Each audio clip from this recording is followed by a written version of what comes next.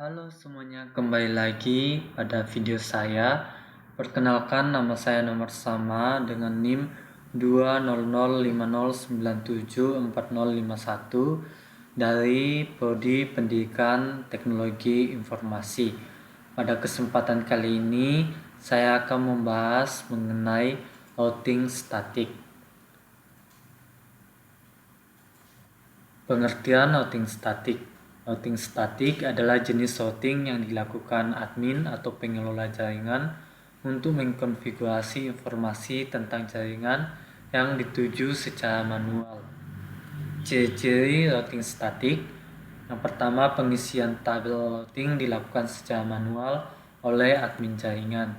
Kemudian, jalur spesifik ditentukan oleh admin jaringan. Kemudian, cara kerja routing statik. Pertama, konfigurasi router yang dilakukan oleh admin jaringan. Kedua, router melakukan routing berdasarkan informasi yang diterima dari tabel routing. Yang ketiga, admin jaringan menggunakan perintah IP router secara manual untuk konfigurasi router dengan routing statik, dan routing statik berguna untuk melewatkan paket data yang ada pada jaringan. Kemudian parameter routing statik. Yang pertama, destination adalah alat tujuan dan network mask, dan biasanya diisi dengan IP 0.0.0/0 untuk semua jaringan. Selanjutnya, gateway adalah datagram yang dapat dicapai melalui antarmuka. Ketiga, private source adalah alamat tujuan paket dan meninggalkan router melalui alamat IP. Yang terakhir, distance adalah jarak administrator jaringan dari router. Kemudian, keuntungan routing statik. Yang pertama, meringankan kinerja prosesor router. Yang kedua, tidak ada bandwidth yang digunakan untuk pertukaran informasi dari tabel isi routing pada saat pengiriman paket. Yang ketiga, routing statik lebih aman dibandingkan routing dinamis. Yang terakhir, routing statik kebal dari segala usaha hacker untuk menspoof dengan tujuan membajak trafik. Yang terakhir, kerugian routing statik. Yang pertama, administrator jaringan harus mengetahui semua informasi dari masing-masing router yang digunakan. Yang kedua, administrasi cukup rumit dibandingkan dengan routing dinamis, terlebih jika banyak router yang harus dikonfigurasi secara manual. Yang ketiga, hanya dapat digunakan untuk jaringan berskala kecil. Dan yang keempat, rentan terhadap kesalahan saat entry data routing statik yang dilakukan secara manual. Selanjutnya, praktikum. Dalam percobaan ini, kita akan mensimulasikan routing statik yang melibatkan 3 router dan masing-masing router memiliki network seperti pada tampilan berikut. Pada percobaan ini, kita membutuhkan 3 buah router 1, 2, dan 3, kemudian 3 buah PC, itu PC 1, PC 2, dan PC 3, dan 2 buah server 1 dan server 2. Untuk menghubungkan dari router ke PC dan juga server, saya menggunakan kabel copper crossover, dan untuk menghubungkan router ke router, saya menggunakan serial DTE. Pada router 1 terhubung pada 4 network, yaitu pada PC 1, PC 2, router 1, dan router 3. Sedangkan untuk router 2 terhubung pada 3 network, yaitu router 1, router 3, dan PC 3. Untuk router 3 terhubung pada 4 network, yaitu server 1, server 2, router 1, dan router 2. Langkah percobaan yang pertama, buat simulasi jaringan seperti pada tampilan berikut, termasuk setting IP gateway router, IP address PC, network PC, dan gateway PC.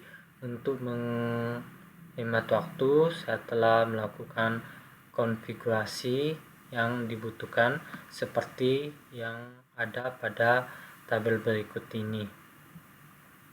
Untuk router 1,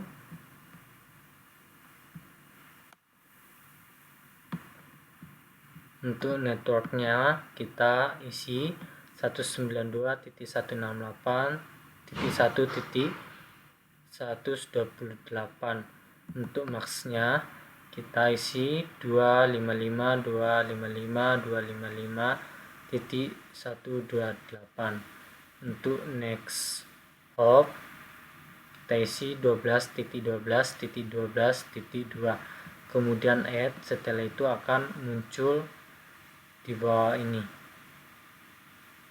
Begitupun seterusnya dari router 1, router 2, dan router 3. Yang ketiga, pindahkan mode ke simulasi, lalu buat skenario seperti edit filter, event list, edit filter. Di sini kita hanya mencentang ICMP. Setelah itu kita akan melakukan percobaan, yaitu kita akan kirimkan paket simpel PDU dari PC 1 ke PC 2.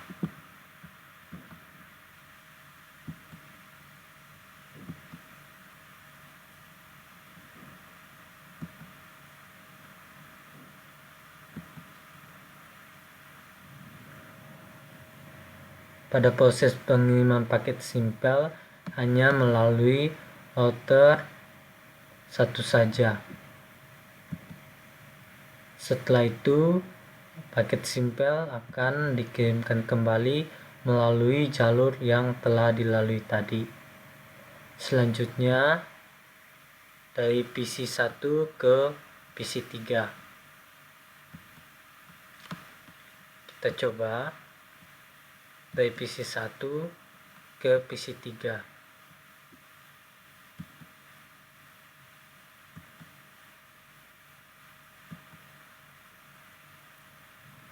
Dari PC 1 ke PC 3 akan melalui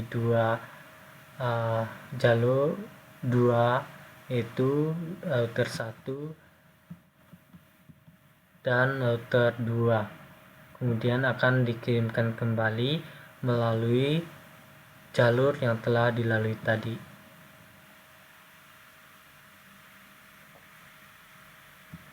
Selanjutnya dari PC 1 ke server 1.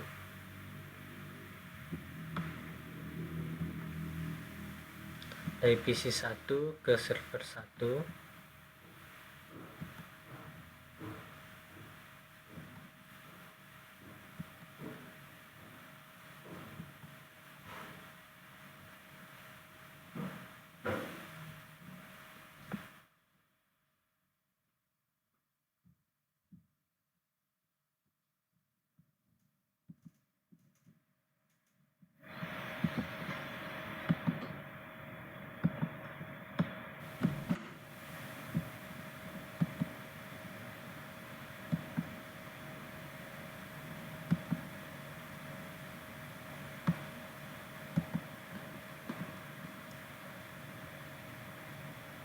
Selanjutnya dari PC 1 ke server 1.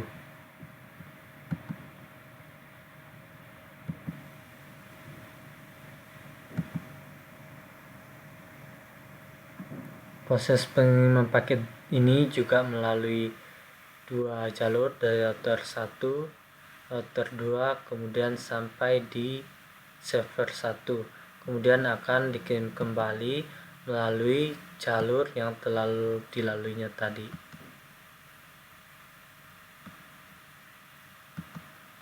Selanjutnya dari PC 1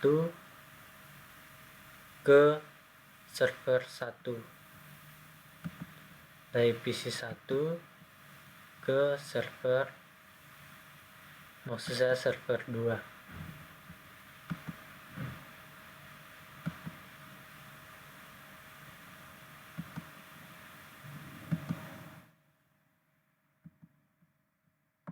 Kita ulangi, dari PC 1 ke server 2.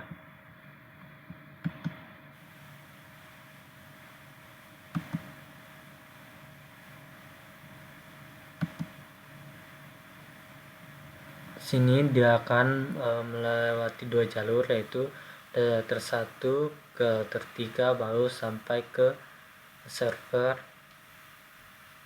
2. Untuk pengiriman paketnya akan melalui jalur yang telah dilewati tadi.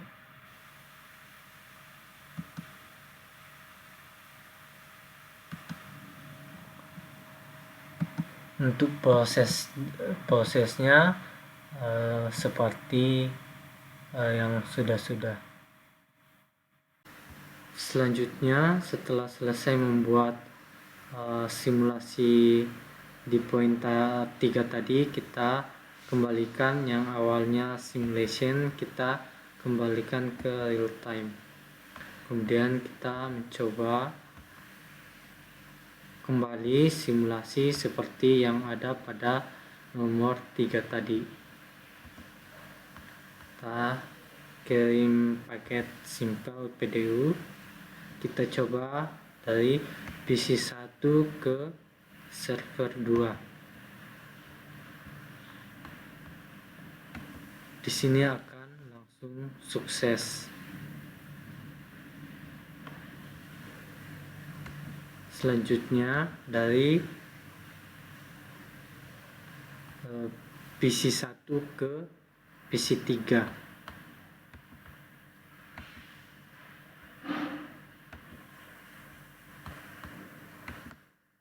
Di sini juga sukses.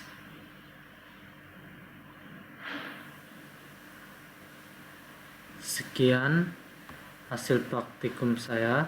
Sampai jumpa di pembahasan berikutnya.